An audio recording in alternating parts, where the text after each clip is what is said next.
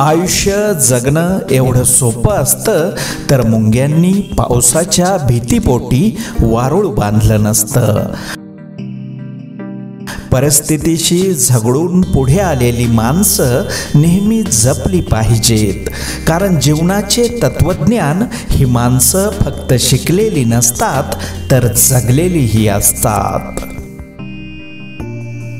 जेव्हा परिस्थिती आपल्याला जीवनाचा अध्याय शिकवते तेव्हा आपल्याला त्यातील प्रत्येक शब्द आठवणीत राहतो.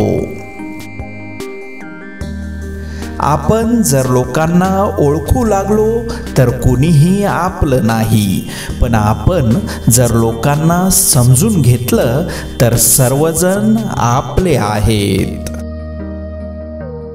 माणसाच्या आयुष्यात येणाऱ्या प्रत्येक समस्यांची दोन कारणे असतात.